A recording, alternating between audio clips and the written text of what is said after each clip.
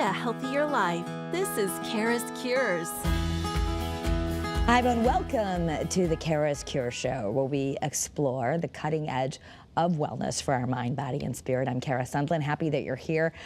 So we're talking about how to help our kids through big disappointments and at the same time grow some important life skills like grit and a growth mindset. So to help us navigate all of that is child psychologist Kara Saunders. She is joining me now as we talk about how we can better manage adversity. So thanks for being with us, Doctor. Thank you for having me, Kara. I was sharing with you that I just went through something like this in my family, that my son broke his collarbone, and though as a mother, I'm happy. We're not going to need surgery. It's not going to be forever. He should heal fine. In his world, it's the end of the world because his favorite thing to do is ski, and it just means we had to cancel our spring break trip to go skiing. He can't ski for the rest of the season while all of his friends are doing it. And so when we have to help our kids through big disappointments and they can get really down or really vocal about how upset they are, it made me think, like, what's the best way to do this? So let's talk about that. How do we help our children through big disappointments? So this is a great topic to talk about, right? There's a number of different concepts that I want to kind of tap into or talk about. You know, it's managing adversity, it's building grit, it's creating growth, right? Those are things that we need to think about. I think the hardest part in these situations is when the problem or the crisis or the disappointment occurs. Everyone is in the midst of it, right? Your child's had this disappointment. It could be, right, you know, not being able to ski the rest of the season because of an injury. It could be not getting into the college that you want to get into. It could be not making it onto the sports team that you tried out for, that you've been playing for years and years, right? It could be something not making it to the drama production in your high school, right? So it could be something significant that feels, honestly, for the young person, it feels devastating, right? As adults, we have perspective. So we know when we look back on our lives that we've had these events and it was really hard, but we have the perspective on how we got through. But when your child's experiencing it, it is devastating.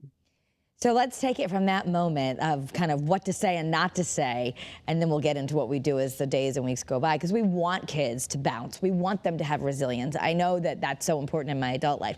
But in that moment when the disappointment's happening, what do we do? Because I think sometimes as parents, we try to look for the silver lining, like, oh, it's okay. You probably didn't want to make that team anyway. That's probably not the right things to say.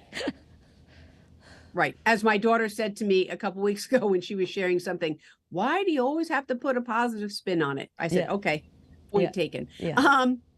So honestly, the best thing to do it in when you're in the energy of the disappointment or the information or news that feels devastating to your young person, it really is just to kind of listen and validate, right? I too want to move right into, well, let's look at how we could spin this in a positive way.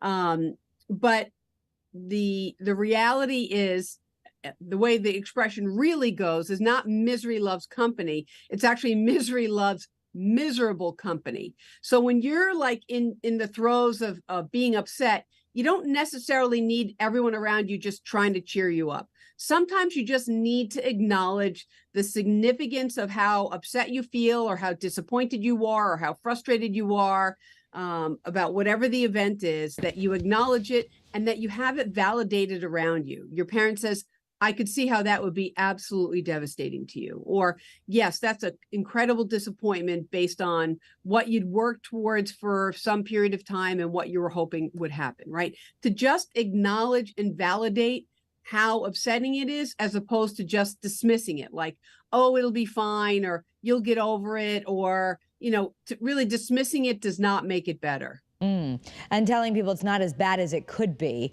also can probably feel pretty unvalidating. Like at that moment, to them, it's very devastating. So we're not, I think you don't want to join the pity party But that's not what you're saying. You're saying we're trying to validate so that it actually will start to diminish that feeling or help them cope with it when we acknowledge, wow, that must feel awful. Like you must be devastated.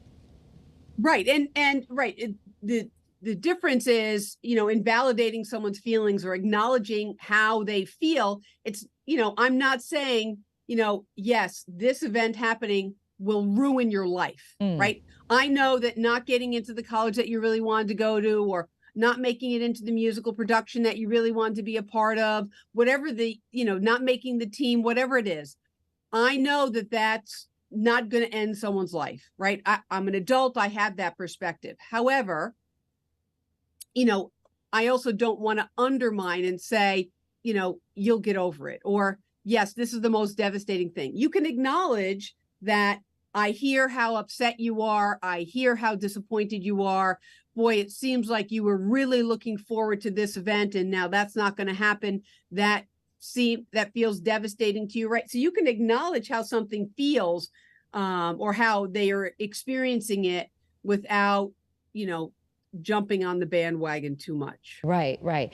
Because by acknowledging it and putting words to it, we're teaching them emotional regulation, right? That's what psychology will tell us. That they don't always know the vocabulary, but even just holding that space of this is devastating. Oh, okay, like they have a word now. Yeah, I mean, it's helping them identify, right, what the frustration, the disappointment, the sadness, the loss, right? Whatever the mixture of feelings are that are, kind of coming into play based on whatever it is. It's talking about it and acknowledging it. And sometimes it's not just a single conversation. It's, it happened a couple days ago. I can see you're still feeling really down. What is it you're thinking about? And just, allowing them the ability to identify what's going on, express how that feels. At some point, you're going to want to move into some action steps, but that's, try to hold that off as your first instinct. Okay, so that's, I think, where we make a mistake sometimes, and we just want to fix it, and we want to go. So instead of letting them have their day of disappointment, we're on the way home from the doctor's office already trying to talk about the silver linings, and well, it's okay. You'll move on. Everything's going to be fine. That's when we are rushing it, and that actually makes it worse because we're invalidating it. Yeah, we're invalidating it. And again, putting that positive spin on it is not necessarily making them feel better. At least not in that moment. It's not. Right. Giving it space. Mm-hmm. Giving it some space. So the science shows that the most significant characteristic of success isn't our IQ, is not our looks, our physical health, our intelligence. It's grit, or a growth mindset, passion, perseverance. So if we want to give our kids the one thing that actually doesn't cost money but is linked to the most success, then I understand why we want to move on to this is okay, pull it up by your bootstraps, let's get going. You're not saying not to do that. It's just there are some steps. But how do we get to that point of like, all right, when we were kids, I said, hey, whatever doesn't kill you makes you stronger. And we sort of know that. Like, we go through hard things, we get stronger. So we're trying to teach them grit. But how do we do that? It is, I think it is okay to kind of normalize and validate struggles. So that's the first step. Let's normalize and validate, you're in it right now, you're upset, you're disappointed, you're frustrated. It feels like a big loss. It feels like a change in your expectations, and you don't yet have that secondary mindset. It's starting there. What we know as adults is that once you start there, we can get to those next steps, because it is about building stamina. But when you're in it, you don't have the vision of how this could be better. You just feel devastated by what's happening and what goes on. So it's starting there. From there, and allowing that some time, it's checking in. How do you feel? What's going on? What you're thinking on this?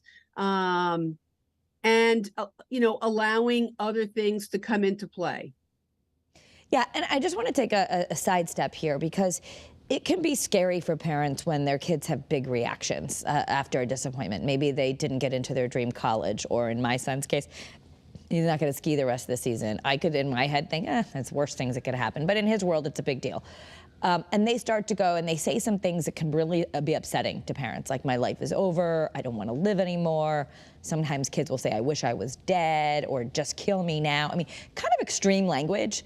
But I know that I've talked about this with other moms. It's scary to hear that stuff, especially because we also do stories of, like, oh my gosh, you know, suicide awareness and all of that. But I want to bring that up because you've said that sometimes that kind of language is, not that you ever want to ignore it, we know our kid, but that kind of really explosive language is not that abnormal for teens and young people? Yeah, it's actually can be fairly typical because they're feeling extreme things, right? I mean, you know, teens are in the you know, the throes of puberty, and there is some amount of emotional dysregulation that's part of hormone development, and things feel extreme. It feels like their life is over, you know, the breakup of a relationship, right?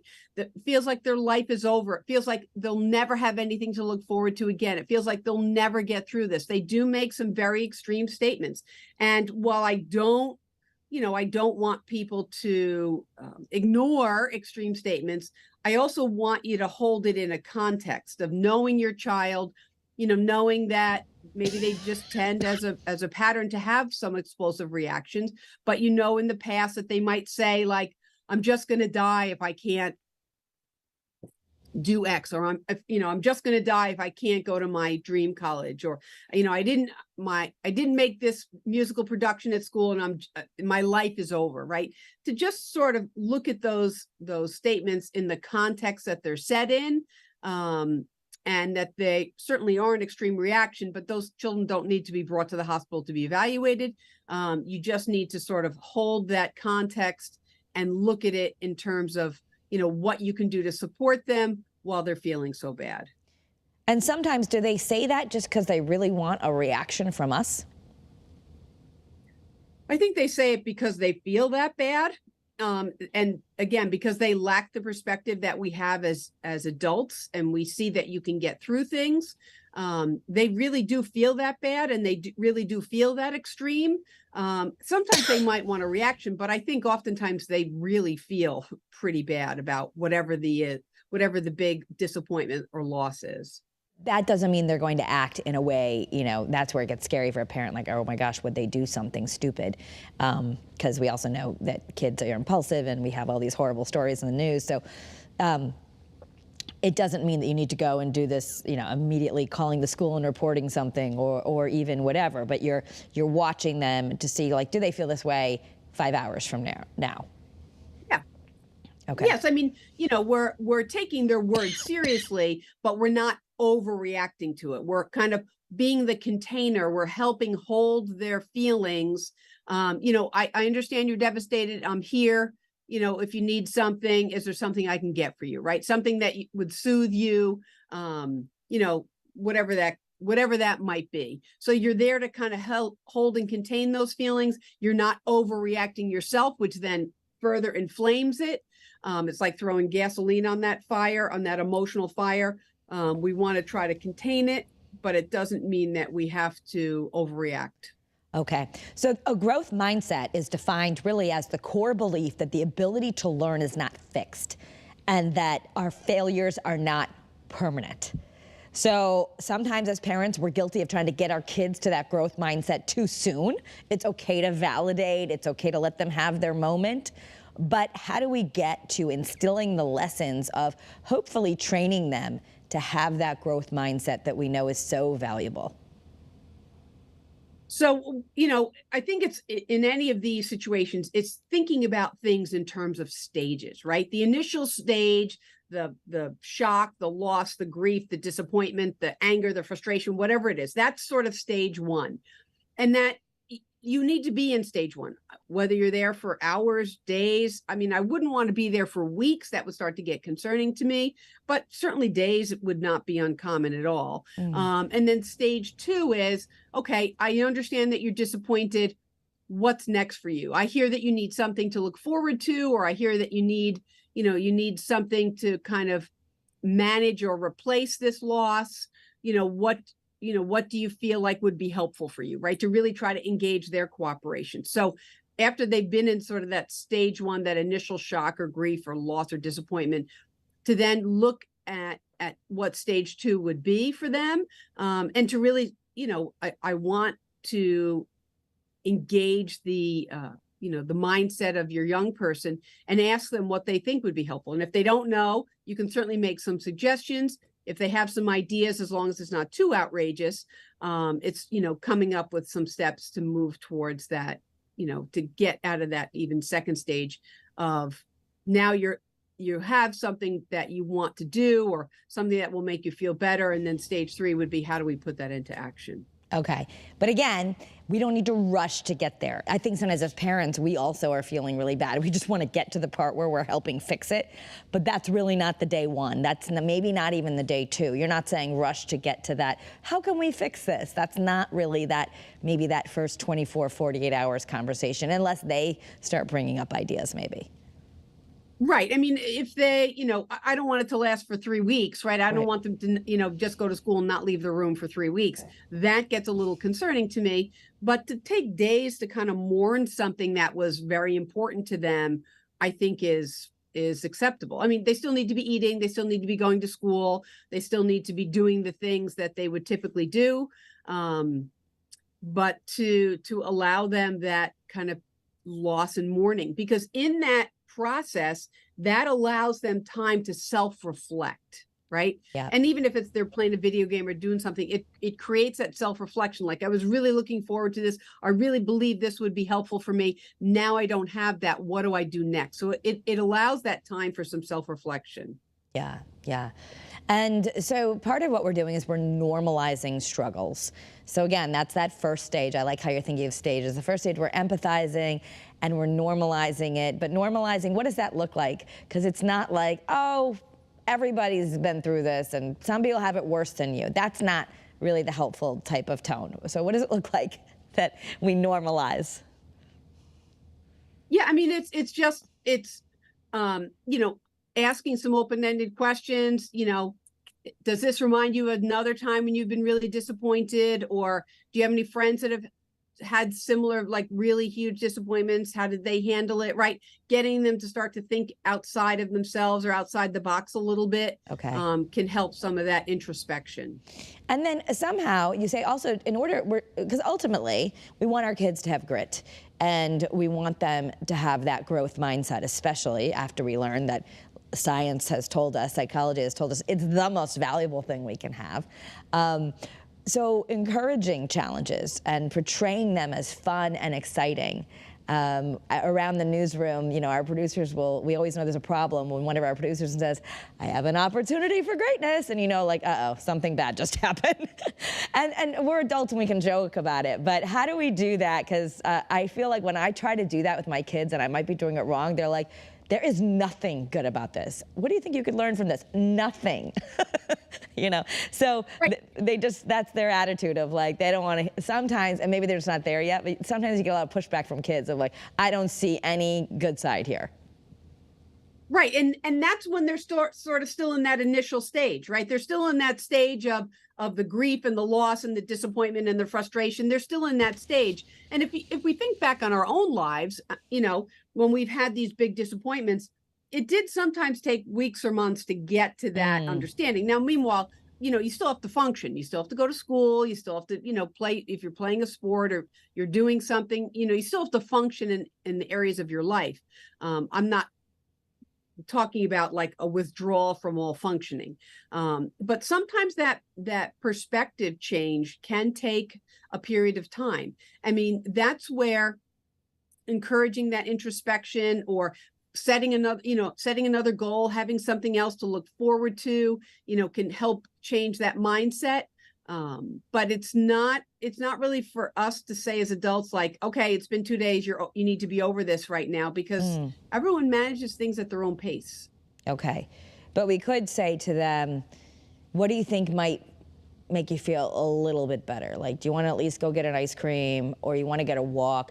I mean, and somehow we're demonstrating coping skills with those types of things. Yeah, I mean, right. I mean, that's engaging their sense of connection to something outside of themselves. What will make you feel better right now? I mean, sometimes ice cream does make things feel better. So, going for a walk, getting together with a friend, playing an hour of video games, to do something to distract yourself. I mean, that's the actual technique, right? It's distraction. So you're not mired in whatever your disappointment is. Okay. You also say move a muscle, change a mood. This can be difficult sometimes. I'm thinking with my son's accident, he thought like his only thing that he likes to do and keeps him active is skiing. But, it is important when people are going through big disappointments, like all they want to do is sit on the couch and wallow, that we try to encourage some physical activity to maybe reset them. Yeah, I mean, move a muscle, change a mood also really, it means that we sometimes need to wallow for a little bit, but that we don't want to do it for long periods of time, right? So we need to change up our routine. If your routine in this example was you skied 3 times a week, okay, I understand that you can't do that now. What else could we put into place? Could you, hang out with a friend and now you become the manager of the baseball team, or, whatever it is that you sort of set that goal of what would be something else that you'd like to do with some of your time, start to look outside of yourself. But that move a muscle, change a mood really is about shifting your mindset and doing something different, and not just, going to the ski resort and sitting in the lodge and watching all the people come down the mountain is not going to make you feel better. It's actually going to make you feel worse. So it's finding a way to kind of shift your mindset. Yeah. That's what makes you feel better. And with the instance of, maybe all the kids right now who are so stressed out, they're stressed enough at trying to get into college. Now they're getting the letters. Some friends are getting in, some are getting rejected. They might have had their dream school. It's not happening. Sometimes we want to say, all right, well, rejection is protection, but you are so smart, you can do anything. That is the right intention, but those statements like you can do anything are oversimplifying, and it's really not the right thing to say. Yeah, I mean, while I certainly want to encourage kids to have hopes and dreams, right? I want to do things that are within the realm of reality. So, you didn't get into your dream school. It happened to me, right? I didn't get into the dream college that I wanted to get into. I went to my second choice. I mean, it turned out to be like the best experience, the best 4 years of my life. But you couldn't have told me that for months. I really kind of mourned it. But really looking at, okay, how can I make this better? And then realizing what you do and do not have control over, right? And what you do and do not have control over in some of those situations is your attitude. And so my things got better for me when I changed my attitude, like this is going to be a terrible experience. I changed my attitude and said, well, maybe some good things will happen, right? So realizing what you have control over and how much your attitude can really shape that next experience. And this part I love, because I think parents, we always are saying, what can I do? And I know right now we're learning how to be for our kids, which you got to do that first. But what makes children the most resilient in the face of adversity? And science has said it's the presence of a loving and supportive adult. So just our presence of helping them through that is doing something. Yeah, I mean, it's being that loving, supportive, validating person. I think as parents, our inclination is we want to fix things, yes, right? Especially when children are younger, you do a lot of fixing. You fall down, you clean it off, you get a Band-Aid, right? We're always fixing things. But the developmental task for parents is, as our kids get older, it's to step back a little bit, let them try to fix things. It doesn't mean you don't offer some ideas. Is there anything that I can do to help you? No, I don't want any help. Okay, well, I'm here if you want some help. Or what about A or B? No, I don't want to do either of those things. Okay, well, my idea is to try A or try B. If at some point you have a different idea, come and let me know, right? So instead of trying to ram things down their throats, it's you're offering your support, you're saying I'm here, you're offering some problem solving, but oftentimes they don't want your problem solving and they want to come up with it on their own. And they might come up with the same idea, but they need to have sort of thought of it themselves. And then you're like, well, yeah, that is a great idea. Thinking to yourself, actually, I just said that last week. You mean you don't say fine. I told you that? It's your idea. You don't say I told you that.